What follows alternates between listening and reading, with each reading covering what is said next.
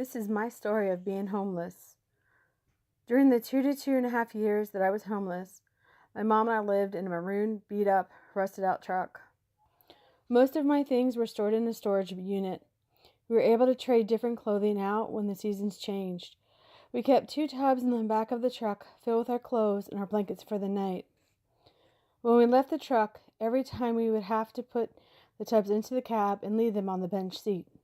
Then when we went to get back into the truck, the process was reversed and the tubs had to come out of the truck and put into the bed.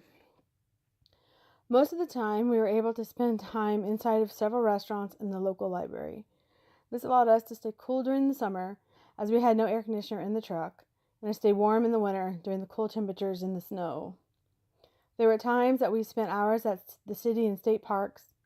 During the coldest 2 or 3 months, we were blessed to have friends that allowed us to stay with them. We were only there during the night hours. Some of the hardest times were when we had to find somewhere to sleep at night.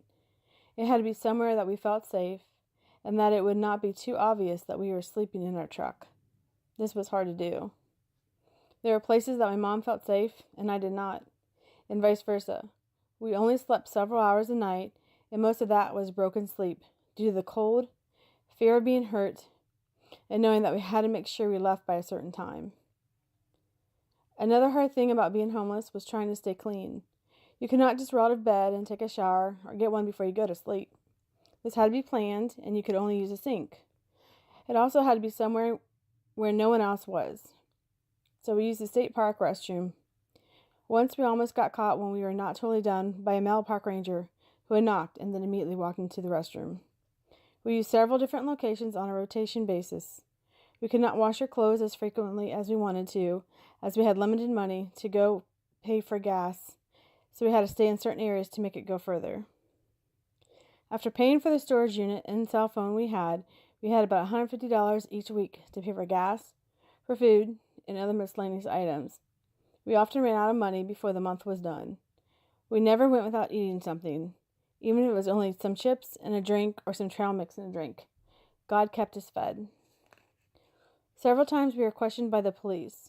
We were followed in stores after having sat in their parking lot for a short while, and then meandering through the store, just trying to kill some time.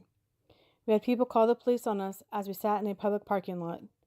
Once we even had 2 police cars surround our truck, one in the front and one in the back, to keep us from leaving the parking lot. Only several of our friends kept speaking with us. We had a few family members try and help us when they could.